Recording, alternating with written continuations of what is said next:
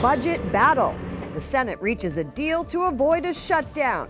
It's a tougher sell in the House. We have the latest. The president and prayer. As the Bible tells us, for we are God's handiwork, created in Jesus Christ. President Trump addresses the faithful at an annual prayer breakfast that began decades ago. Strikes in Syria. An American-led coalition springs into action. We have the details. And the winning smile. We'll tell you why the new Gerber baby is making history. On EWTN News Nightly for Thursday, February 8th, 2018.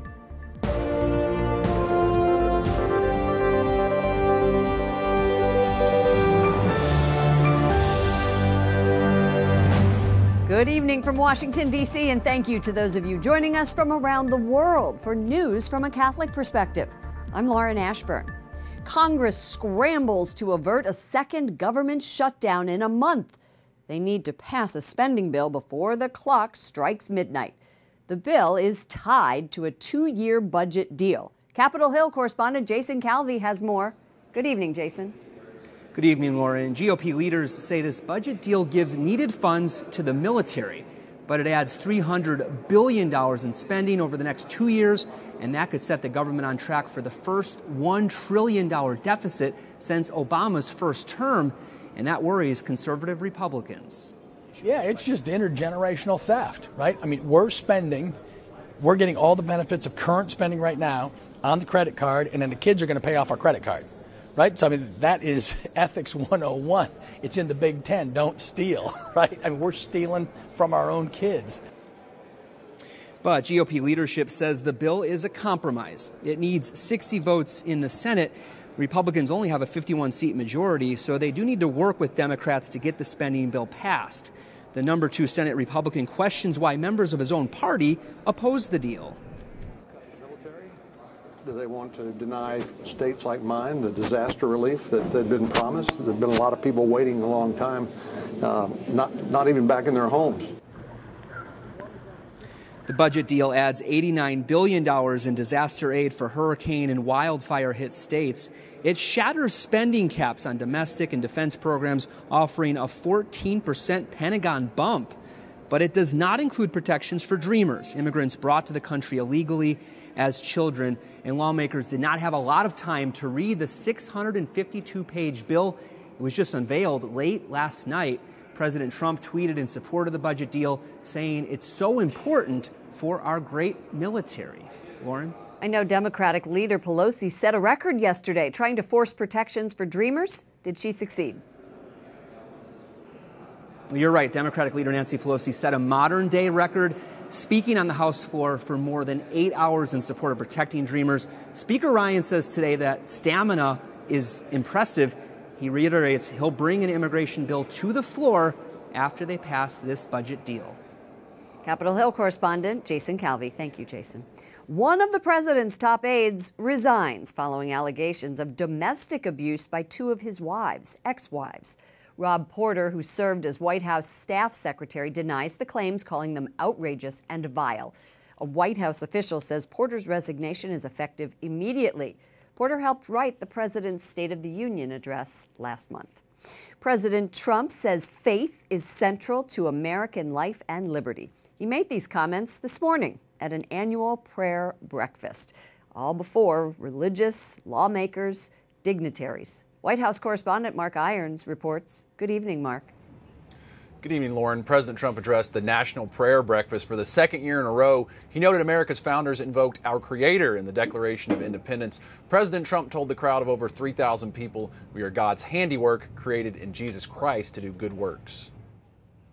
America's heroes rise to this calling. In their selfless deeds, they reveal the beauty and goodness of the human soul. In hurricane first responders and those fighting the country's opioid epidemic, the president said, quote, "We can see God's hand." America stands with all people suffering oppression and religious persecution. The president also used his platform at the 66th Annual Interfaith National Prayer Breakfast in Washington to condemn threats to religious freedom caused by ISIS and countries like North Korea and Iran. And let us seek to build a more just and peaceful world where every child can grow up without violence, worship without fear, and reach their God-given potential. The White House calls the president a champion for religious freedom and put out a list of his achievements, including a 2017 executive order ensuring the Little Sisters of the Poor would not be forced to, quote, choose between violating their religious beliefs by complying with Obamacare's contraceptive mandate or shutting their doors. A statement from the administration says the president, quote, has stopped the attack on pro-life policies, implementing policies to enshrine sanctity of life as an American value. Trump enjoys strong support from evangelical Christians who helped power him to the White House. Today, his words pleased them. As long as we open our eyes to God's grace and open our hearts to God's love, then America will forever be the land of the free. Evangelical Christians have cheered Trump during his first year in office. They like that he appointed conservative judges, tried to weaken the Johnson Amendment that limits political activity by religious groups, and that he declared Jerusalem the capital of Israel. Lauren. White House correspondent Mark Irons reporting. Thank you, Mark.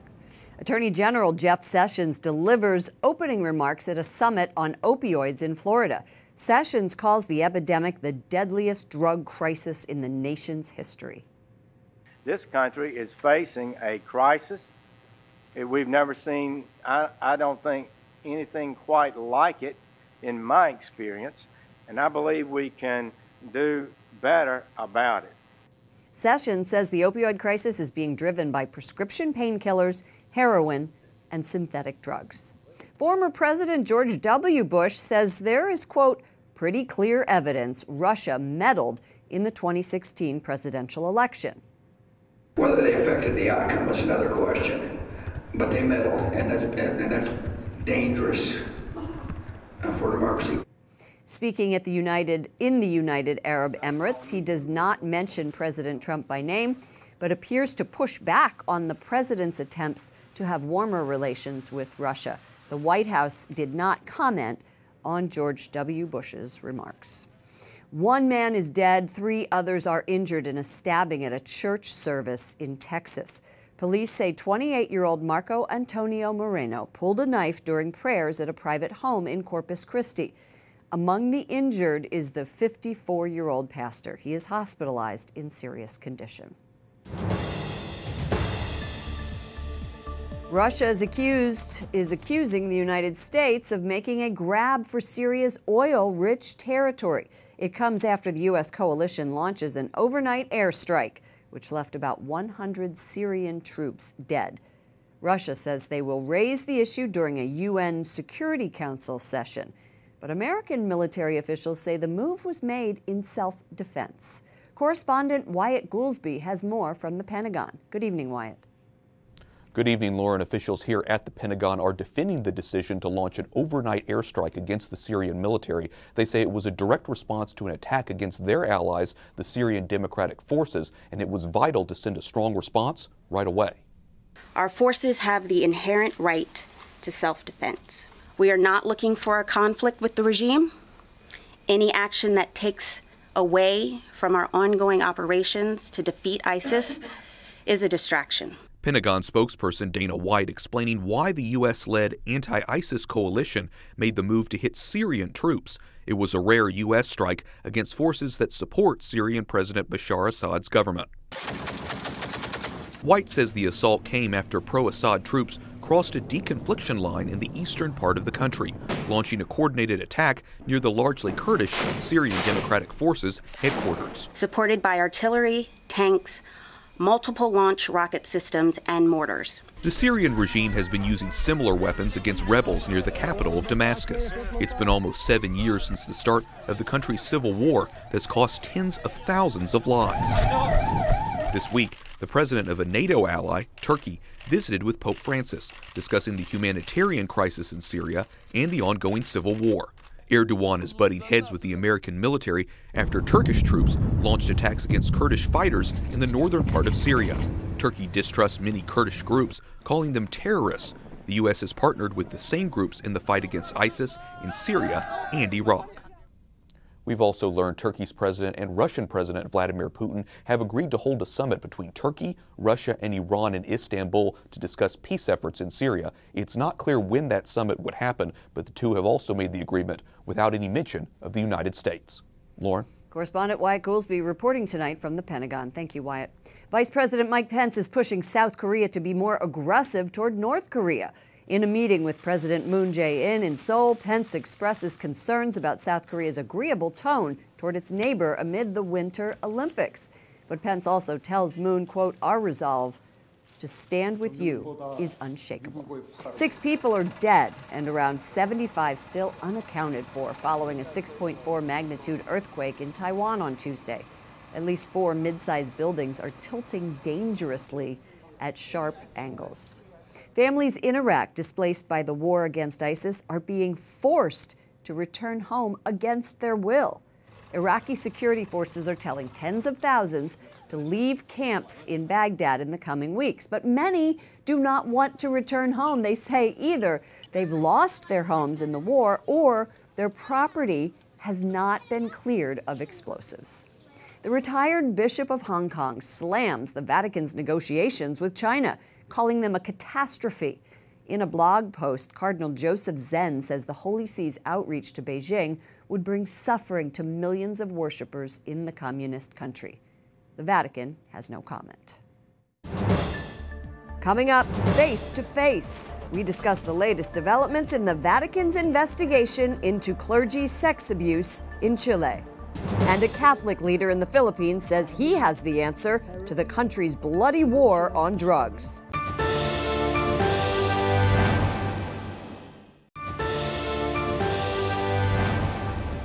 Stocks dropped again today, extending a streak of losses that has pulled the market away from record highs. The Dow closed down. The tumult started last Friday as investors worried about signs of rising inflation. The Vatican's sex abuse expert is changing his plans and heading to New York to talk to an abuse victim from Chile. Archbishop Charles Scicluna was originally going to talk to the victim over Skype. Edward Penton, Rome correspondent for EWTN's National Catholic Register, joins us now. Ed, what's the background to this case? Why has it caused such an outcry? Well, the problem, Lauren, relates to a Bishop Juan Barros, who is a bishop in Chile, who is accused of witnessing abuse being committed by somebody, a priest, back in the 1980s. He's denied witnessing this, and the Pope said on his visit to Chile that he's been given no evidence that this bishop has witnessed it, and said that anyone who says he has is guilty of calumny. But what has come to light is that the allegations were put in a letter by one of the victims and given to the Pope in 2015. So people are mystified why he said he knew nothing about this when he was actually given all of the details back in 2015. So, Ed, why is Archbishop Scicluna going to visit Juan Carlos Cruz instead of this planned Skype call? Well, he's going because is very well reputed to be the top sort of prosecutor before he became Archbishop of Malta a few years ago. And he was very key in the Father Maciel scandal of the Legionaries of Christ. And what made him so effective as a top prosecutor in the Vatican was that he actually insisted on face-to-face meetings with the victims. And I think he probably feels that rather than a Skype call, he'd rather go and visit this victim in person in New York. Well, despite this controversy, let's talk about Pope Francis's record on dealing with abuse. What is it? Well, on the one hand, it's been quite good. He set up this Pontifical Commission for Protection of Minors. He set up this Center for Child Protection as part of the Gregorian University here in Rome, the Jesuit university. But it's been rather inconsistent because at the same time he's also protected or really not carried up with allegations against certain friends of his or friends of friends.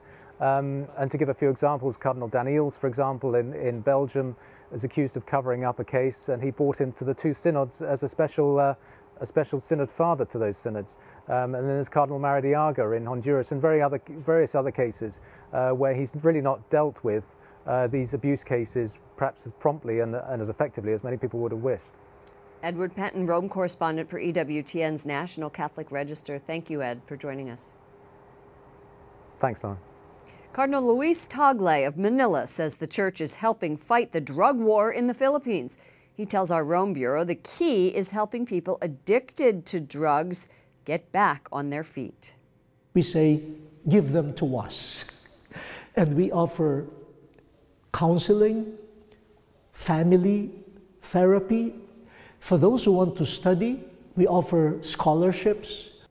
Cardinal Tagle says a brutal crackdown by the government has left thousands dead.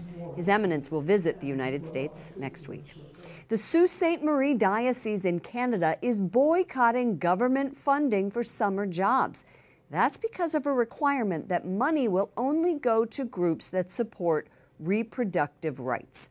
Other Catholic leaders are joining in. The Bishop of the Diocese of London in Ontario says he will not be bullied into signing the government application.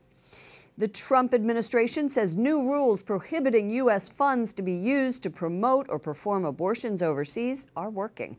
Of the nearly 750 groups applying for funding, all but 4 agreed to the so-called Mexico City policy. International Planned Parenthood is among those that refuse to comply. Ground control to Major Tom. SpaceX founder Elon Musk shares the last image of his Starman as it floats deep into space. Look at this. Tucked inside a heavy Falcon rocket that took off on Tuesday is a Tesla Roadster, the electric car made by Musk's company. And behind the wheel, Starman, the mannequin dressed in a spacesuit, of course. The rocket with the car will travel to the asteroid belt between Mars and Jupiter. Up next, National Marriage Week. We discuss faith-based initiatives aimed at strengthening husbands and wives' relationships. And a lot to chew on. The National Prayer Breakfast lets the president and other politicians talk about their faith in front of 3,500 people.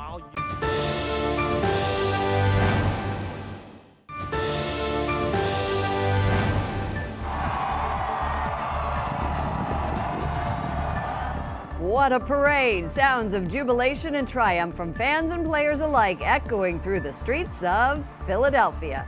Today, that happened for the Eagles' Super Bowl victory. The city of brotherly love awash in team colors as the city celebrates the franchise's first ever Super Bowl win. The Eagles defeated the New England Patriots Sunday with a final score 41-33. An appeals court rules the remains of Archbishop Fulton Sheen should stay in New York.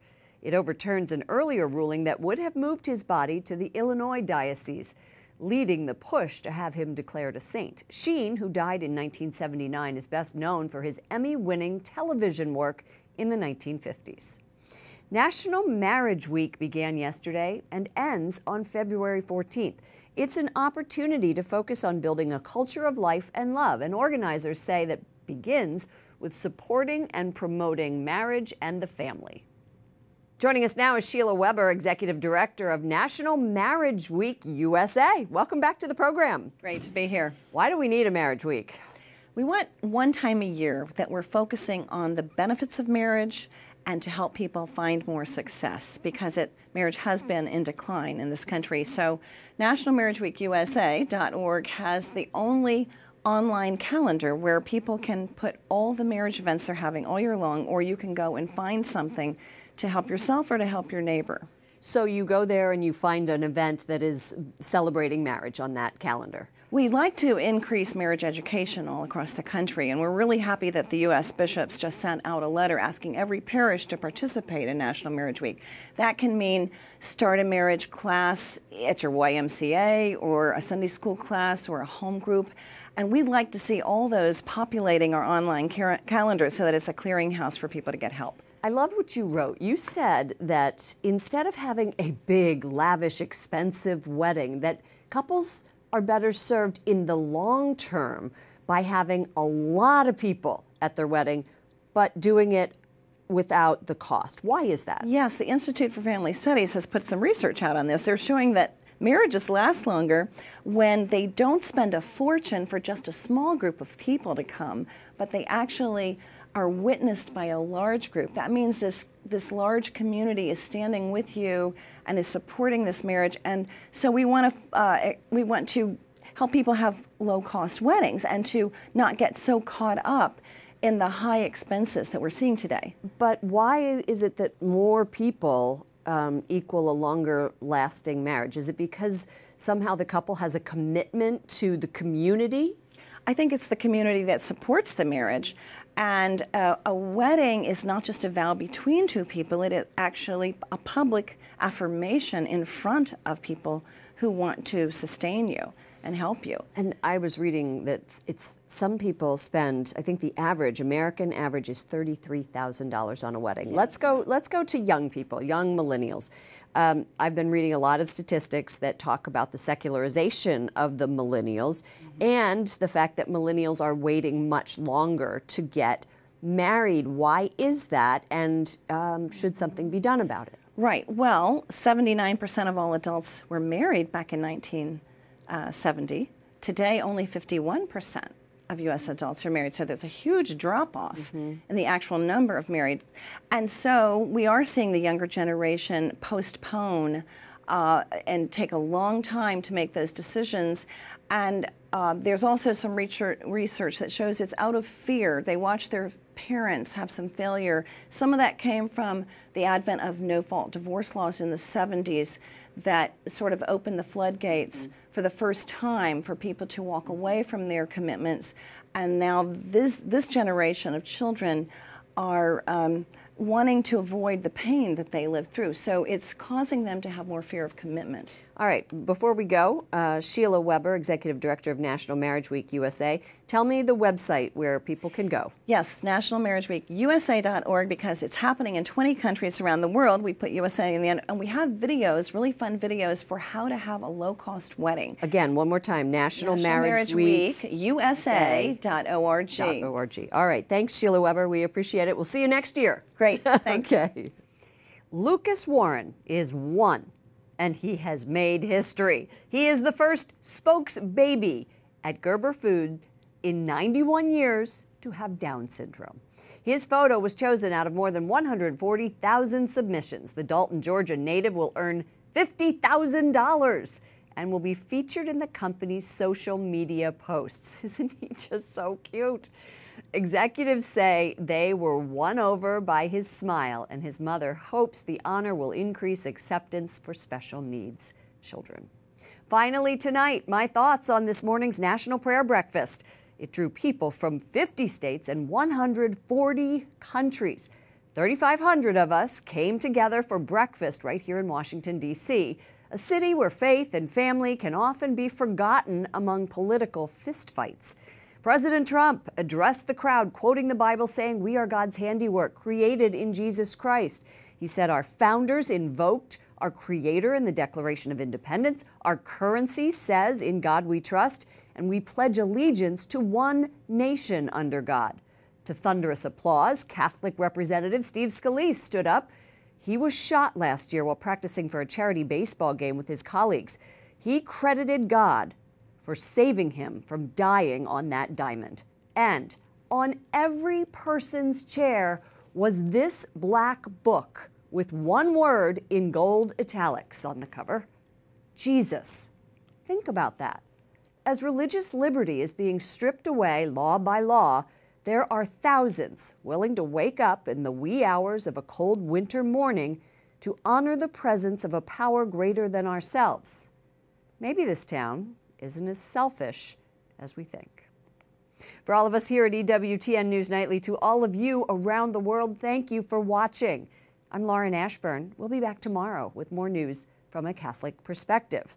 But I'll send you out tonight with the singer and songwriter Matthew West. He was at the prayer breakfast this morning and sang "Grace Wins." Good night, and God bless you. The grace wins every time, yeah. So no more lying down in death's defeat. Oh, I'm rising up in victory, singing hallelujah. Grace wins every time. Words can't describe the way it feels when mercy floods a thirsty soul. All the broken side begins to heal, and grace returns what guilty stole.